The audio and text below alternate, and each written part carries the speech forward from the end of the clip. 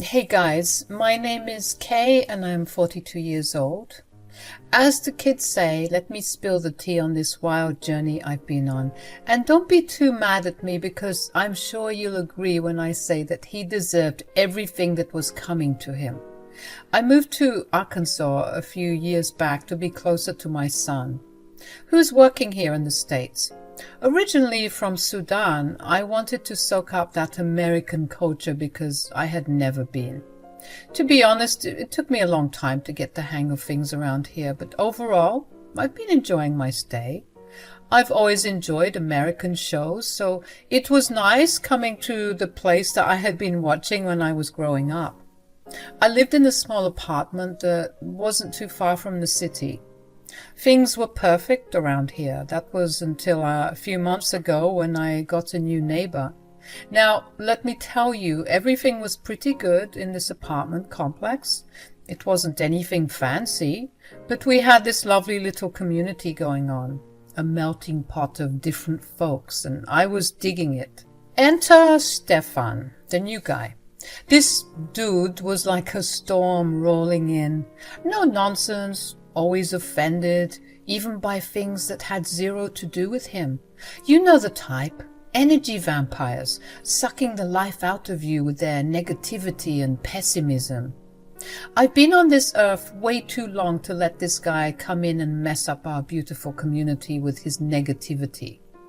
And to make matters worse, he seemed like a racist, catching him saying some foul things and shooting me disgusted looks when I'm around. Oh no, we're about to have a showdown. I never let those looks slide. I made sure he knew that the one being disgusting was him. I don't take racism lightly. I've traveled quite a bit in my lifetime, and as a Sudanese woman, I faced my share of hateful folks. But living right next to one, that was unexpected. Stefan had an issue with me because I never hesitated to challenge him. Whenever he threw a snarky comment my way, I hit back just as fast, leaving him stunned. It was my little way of letting him know he couldn't just spew negativity without consequences. If you hate it here so much, why don't you just leave? We were all happy here before you came. I could say the same thing about you, sweetheart. Why are you here? Why don't you go back to your country? Look who's throwing stones in the glass house. Are you forgetting that you just got here? You can't speak to me that way. Yes, I can. I can do whatever I want, and you can't stop me. I'm going to make your life a living hell. Just you wait. Stefan might have been many things, but a promise breaker wasn't one of them. He vowed to make me miserable, and boy, he did deliver. Rowdy, crazy parties became a regular thing, leaving me struggling to fall asleep and waking up feeling like crap. Sometimes people wouldn't even come over. He would just blast the music all by himself, I guess. Like a loser. Now, let me remind you, I'm in my 40s. I can't be staying up that late every night without facing the consequences. My health was deteriorating. I would get so agitated due to the lack of sleep, and people noticed how drained I was. I was getting sick and tired of that Stefan guy thinking that he could run the place. Despite knowing that Stefan was just trying to get under my skin, I tried my best not to let him see that he had successfully pissed me off. Weeks passed, and complaints to the landlord proved to be useless. Even when I rallied some other people to help me complain, we didn't have any luck. Turns out Stefan had some connections and he knew the contractors of this apartment complex, meaning he could try and twist the narrative to benefit him and to make us all look bad. Rumor had it he was running from debt back home, and a friend over here was helping him hide out. Yikes. Now you might be thinking, just go to the police. Well, you see, that would work if we could trust the police here. You think someone who looks like me would be able to get the attention and respect of some very racist police officers? Absolutely not. Now, Stefan, on the other hand, he was your stereotypical white guy, Of course, they were going to listen to him instead of us. Besides, we were already in a pretty poor part of town and people didn't care about people like us. We just had to endure it until he decided enough was enough, I guess. Dealing with all his crap was so unfair, and he could tell his tactics were working. The wild parties persisted, and how a 35-year-old man had the energy for all that, only the heavens knew. I thought he couldn't keep it up forever, but it had been going on for about 2 months at that point, and I was completely fed up and ready to throw in the towel. One night, or rather early morning at 3 a.m., I found myself pounding on his door because of the loud music. After what felt like an eternity, he finally opened up. "What the hell is your problem? Don't you know that some people have kids here?" "Does it look like I care?" "Listen, I know you're probably the type of guy who had everything handed to you, but we are real people here, with real feelings. Can you give us a break?" "Aw, how sad. I don't care. This is all your fault. You should apologize, and maybe I'll consider turning it down." "Ha, me? Apologize to you? For what?" "Well, you're the one who provoked me." "I didn't do anything to you. If anything, you're the one who started all this. And do you know why? It's because you are a disgusting racist." "Listen here, you weasel. I won't stand being talked to like this from the likes of you. Why don't you find an elephant and go back to where you came from?" "How classy of you. You kiss your mother with that mouth. Although I'm sure that she'd be just as disgusted as I am. You're a grown man, for crying out loud. When do you get the time to sleep?" "In the afternoon, of course." "Yeah, of course. Because you're a lazy bum. You don't work. God knows how you're paying for the place. Oh, wait. I heard you had some friends who were helping you out of a sticky situation. Tell me, what kind of humiliating things do you need to do to get them to keep letting you stay here, huh?" "I've had enough of this. You better know your place before I call the very friends you are insulting." "I'm not insulting them. I'm insulting you. Although I'm sure anyone who's associated with you isn't exactly a fun time to be around." "You know what? Just for that, I'm going to turn the music up even higher." "Go ahead. You're already messing up all of our sleep schedules." "You're a worthless piece of trash. You look like it, and you smell like it too," says the one who's acting like he's a freshman in college. "Oh, what's wrong, buddy? You peaked in high school and you're trying to find your sense of purpose? Newsflash. Your purpose is to be a reminder of what happens when you think you're better than everyone. You end up as an old, bitter troll." "Look who's talking." "Why are you even doing this, really?" "I'm doing this because I hate you and your people. I want you to be so upset you willingly leave this place, you and all your little hippy-dippy friends. None of you are welcome here, and you should all go back to your countries." "Wow, you are such a sad, pathetic man." "Yeah? Well, at least I'm not homeless." "Neither am I. Just wait. I'll make sure it happens." Sure enough, true to his word, the parties didn't stop. Stefan was so rowdy and annoying, allowing his crazy drunk guests to use my balcony pot plants as a toilet to throw up in. It was disgusting. I was on the verge of tears out of frustration. I begged and pleaded with my landlord to do something about it, but just like last time, he was of no use. I was getting angry at him too because he needed to do more and stand up for all of us. He was clearly too chicken to face the big bad bully Stefan. One day, as I paced in my home, thinking about how to make this better, I decided I would become the next landlord, or landlady in this case. At first, I thought I might be doing too much, but upon further consideration I realized I was the perfect fit. I had been there for years. I knew the place like the back of my hand. People recognized me as the designated grandma of the place, and I was thrilled to take on the role. Everyone looked up to me, and if my landlord wasn't going to do something about it, I certainly needed to. I asked some of the other residents what they thought about me taking over. They were excited, saying that I had given them hope that things would finally get better.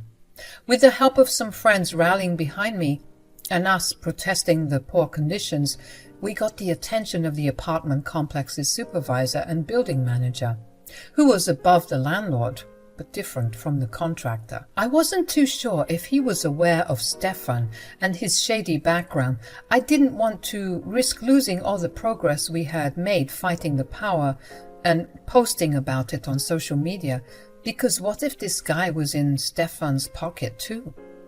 So we got his attention by drawing attention to other issues in the place, issues he couldn't ignore, such as the poor conditions, the lack of renovations, as well as the unreliable water system.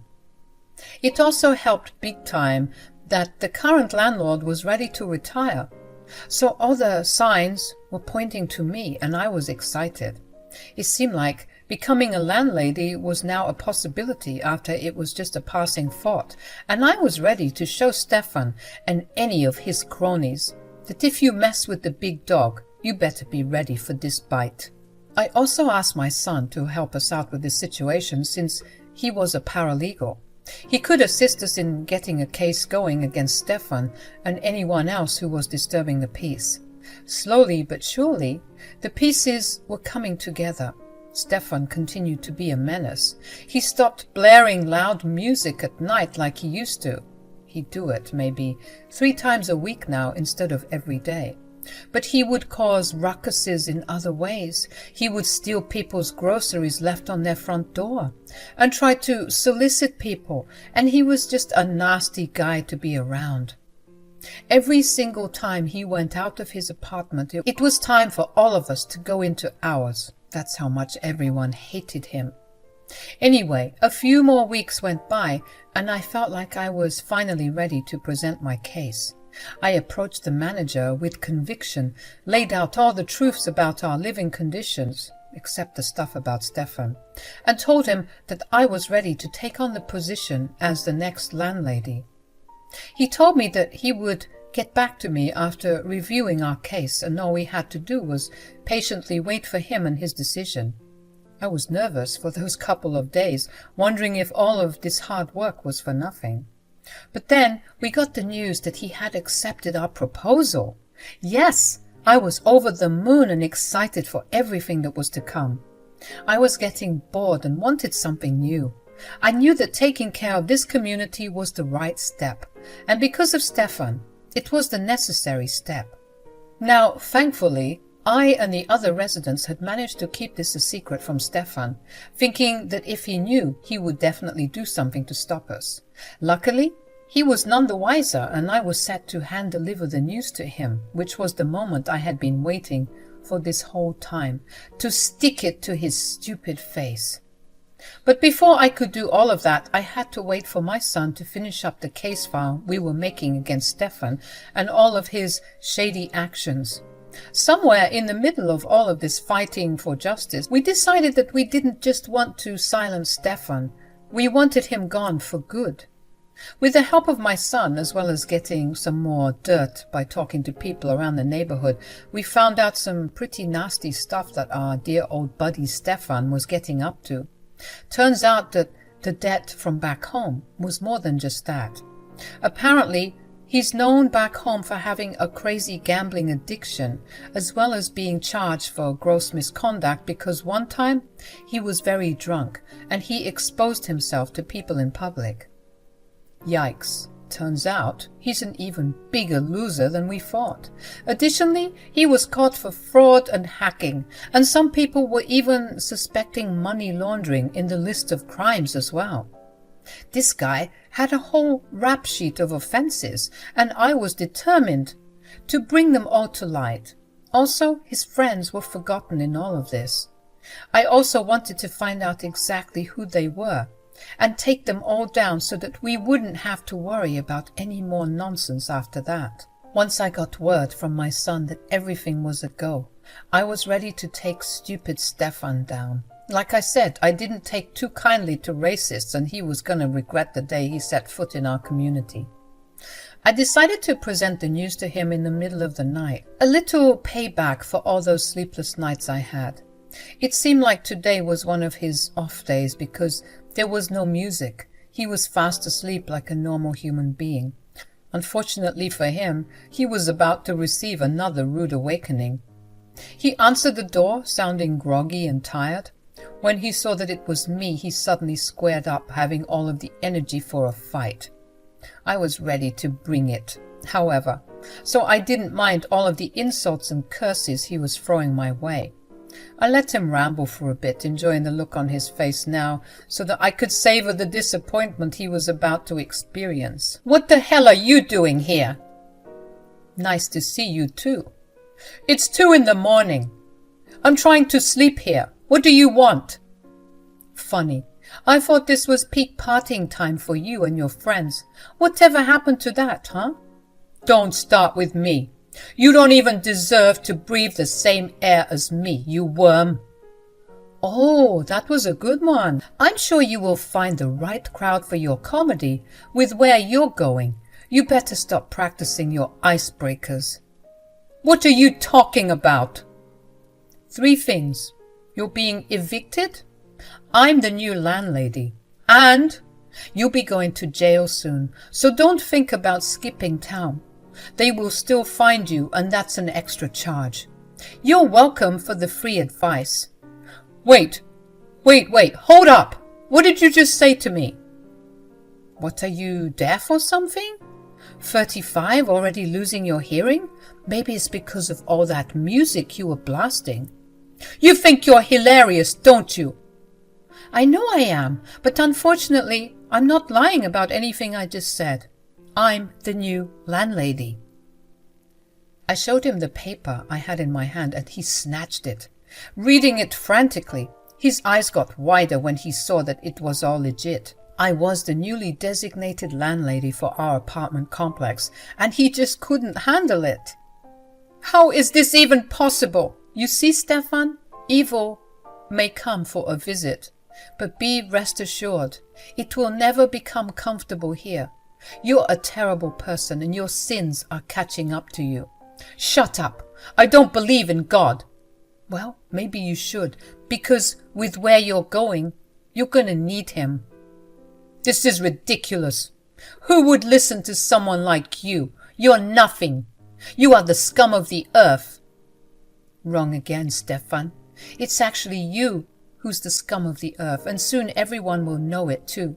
You and your little friends, you are all going down."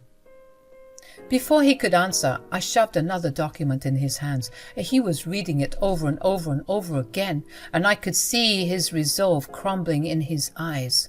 Bingo. I told him how we would be building a case against him this entire time, and that there was ample evidence to warrant an arrest. Of course, he got to screaming and cussing at this point, calling me all sorts of slurs to try and rile me up. But I was firm with him and told him to stop acting like a baby. I told him that he made his bed and now he had to lie in it. He was fuming, and to add insult to injury, I told him this one last thing. "And as the new landlady of this complex, I'll have to officially and formally kick you out of here. I would say it was nice having you here, but that would be a lie." You can't kick me out. I need at least 1 month's notice." "You are absolutely right, Stefan. I guess you could move out now, or risk having your stuff donated or burned once you get arrested, which should be very soon, actually, so the choice is yours. All I know is I can't stand to live another week seeing your disgusting face in this building." Then the strangest thing happened. Stefan started crying. He dropped to his knees and began begging me for forgiveness, asking me to have mercy and telling me that he would never say anything rude again. "Please, you can't do this to me. I'm sorry, all right? I didn't mean any of the stuff that I said." "Really? Because you said some pretty heavy stuff. I had this girlfriend from South Sudan, okay? She broke my heart. And so you decided to take out all of your frustrations on black and brown people? What's wrong with you?" "I know, it's messed up. I need help, okay? You have to help me. You're gonna get all the help you need when you're locked behind bars. No, please, Kay, please, Miss Kay, I'll do anything. I'll start paying double the rent. Just drop the charges, please. You have no idea how much trouble I'm in. They would deport me, and I can't go back home. So strange how the guy who was so comfortable telling people to go back to their homes is afraid to go back to his. I should have studied psychology. Kay, please. You had your fun, okay? Just help me out, please. I started laughing at him, and he was pissed at this but also desperate, so he continued to beg, which was so pathetic. He told me that he had nowhere else to go and that he couldn't go to prison. But I told him that it was all way too late, and that he had more than enough time to apologize to everyone and change his ways. But he wasn't listening. He just kept crying and crying like a baby, telling me how sorry he was. This went on for way too long, and I was forced to call the police and have them escort Stefan off the premises because he was causing a disturbance. As the new landlady, I wouldn't stand for any of it. It was like killing two birds with one stone, since there was already a warrant out for his arrest. I basically did the police's job for them. The police arrived shortly after and arrested Stefan, adding noise pollution to the laundry list of crimes he was involved in. And this was just in America. God knows what he was doing in the comfort of his own home in Greece. This man was just bad vibes, and I was so glad to finally be rid of him. In the morning, I held a small gathering and the whole building was invited. We ate, we danced, we laughed. We celebrated this new freedom from people who weren't interested in helping us. True to my word, I discarded most of Stefan's things because, let's face it, we don't know what was going on his furniture during those rowdy parties, and nobody deserved to sit on those couches. There was a couple who had been looking to settle somewhere quaint and quiet, and I was ready to give them Stefan's old place. I was in the mood to make some new memories, ones without Stefan. Stefan is currently rotting in a jail cell, awaiting trial. Turns out he has zero loyalty to the friends who helped him stay at my apartment, because he was squealing like a little piggy when he was being interrogated, telling the officers everything they needed to know about these shady contractors. They too were also arrested, thank God, so we didn't have to worry about anyone else coming into our little haven and disturbing the peace. It's been a month since Stefan and his cronies were arrested, and already this place seems to be brighter and livelier. Everyone around me can't stop thanking me for taking the initiative to change this place for the better, and I couldn't help but be proud of myself. Not only did I make the living conditions better for people here, but I also put a dirty, racist dirtbag behind bars. I felt like I was on cloud 9.